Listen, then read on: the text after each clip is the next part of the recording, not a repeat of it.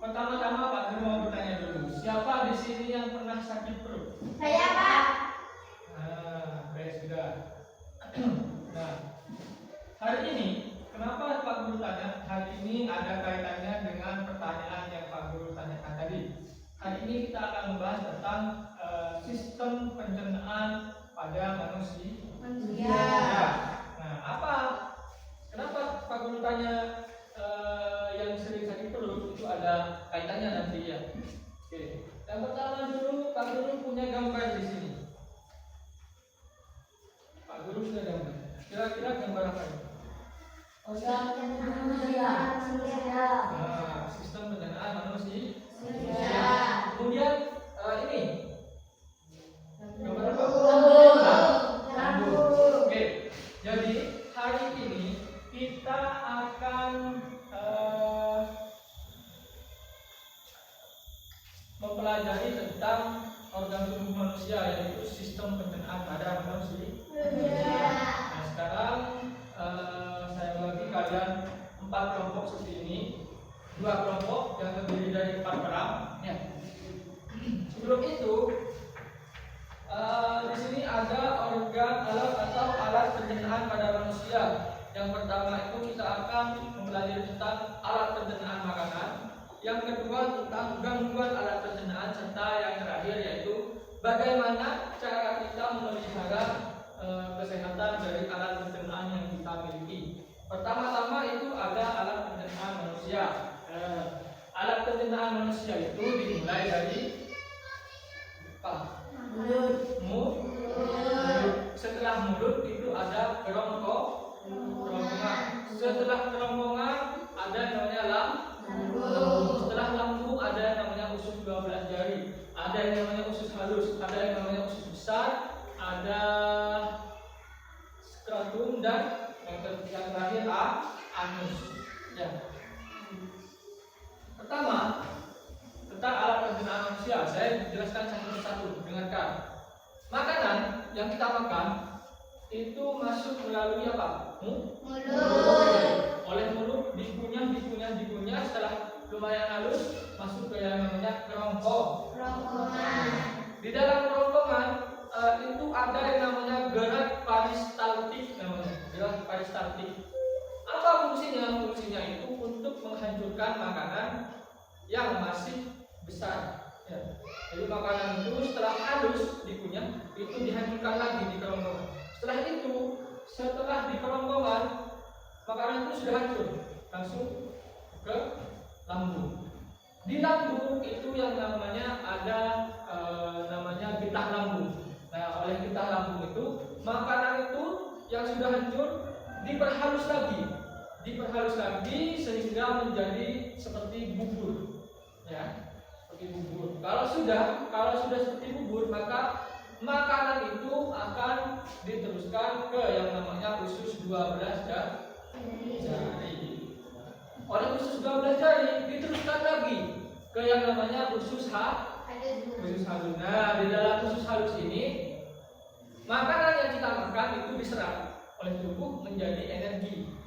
Apa gunanya energi? Ya ini untuk kita jalan, untuk kita bersekolah, untuk kita main, ya itu gunanya energi. Energi dari mana? Ya itu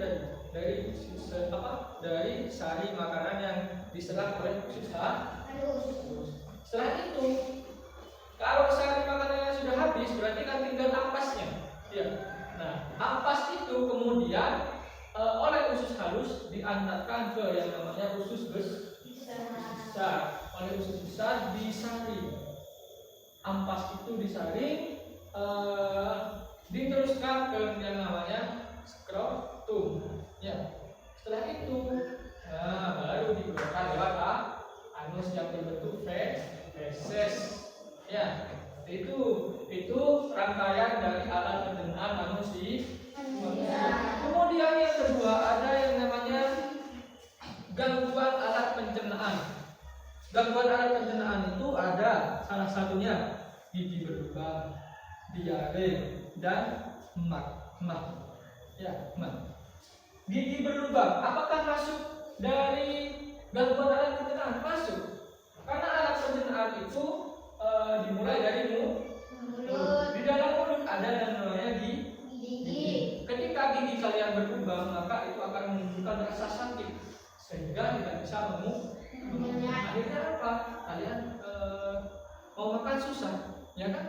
Mau makan susah kalau sudah giginya sakit. Maka dari itu kalian perlu menggosok gigi 2 kali minimal sehari, pagi dan malam. Sore. Saya. Tuh yang pertama gigi berlubang, kedua diare. Apa diare? Sering buang air besar atau sakit perut. Ya, itu banyak macamnya.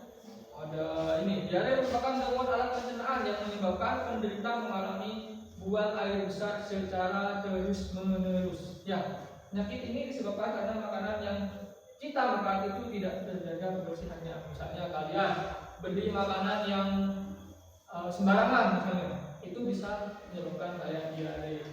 Makanya kalau ada yang sering sakit perut terus diare, nah itu bisa dilihat makanannya. Kalian makan apa tadi? Atau semalam makan apa? Kalau misalnya makan pedas, itu bisa membuat kalian diare. Yang terakhir, emah. Apa emah? Emah ini penyakit yang ada di lambung. Biasanya emah ini terjadi ketika kalian itu telat makan. Ya.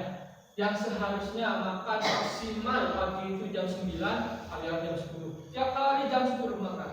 Itu akhirnya apa? Nanti kalian akan terkena yang namanya emah, penyakit emah. Jadi kalian sebisa mungkin makan sebelum jam 9. Itu sarapan. Ya, pagi. Oke. Yang terakhir yaitu memelihara alat kesehatan pada manusia. Ya. Yang pertama, cuci tangan sebelum makan harus itu. Misalnya kalian dari bermain, terus ibu saya mau makan dulu, langsung kalian makan tanpa mencuci tangan. Apa yang terjadi? Kotoran yang ada di tangan akan ikut masuk ke dalam mulut. Sehingga apa yang terjadi? Nanti akan misalnya diare, bisa emah, bisa gigi berlubang, bisa diare. Itu. Yang kedua, makan teratur dan tepat waktu.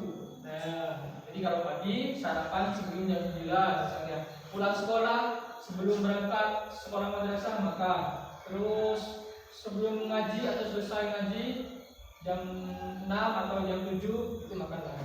Itu namanya makan secara teratur. Kalau nggak teratur gimana? Bisa sakit emah. Ya, itu. Paham? Paham? Oke, kalau paham, ini coba dipegang dulu kelompok. Jadi di situ di halaman 51 coba dibuka dulu. Sudah? Sudah? Oke, di halaman 51 itu ada pekerjaan atau latihan untuk kalian. Silahkan kalian kerjakan dulu. Jadi di situ ada tabel, ya, tabel dan juga gambar dari sistem pencernaan manusia. Jadi kalian itu kan ada nomor. Jadi nomor 1 apa, nomor 2 apa, dikerjakan dulu, diisi dulu. Misalnya nomor 1 itu mulut, ditulis mulut, dan seterusnya sampai itu nomor berapa? Ya, saya kasih waktu 10 menit. Silakan. Oke, sudah ya? Ya. Sudah. Ya, terima kasih tadi sudah dari kelompok sini dan kelompok sini sudah mempresentasikan hasil dari kerja kalian tadi. Bagus, sudah. Dari materi yang sudah saya makan tadi ada sudah paham? Sudah. Alhamdulillah kalau sudah paham. Jadi saya kira cukup ya, karena memang pelajaran hari ini adalah pelajaran tentang alat perkenaan. Saya rasa kalian sudah memahami semuanya, dan alhamdulillah tadi saya sudah bertanya dan kalian paham.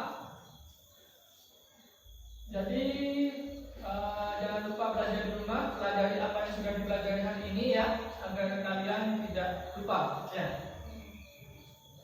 Sudah cukup sekian untuk pelajaran hari ini. Saya cukupkan. Semoga pelajaran hari ini mendapatkan berkah.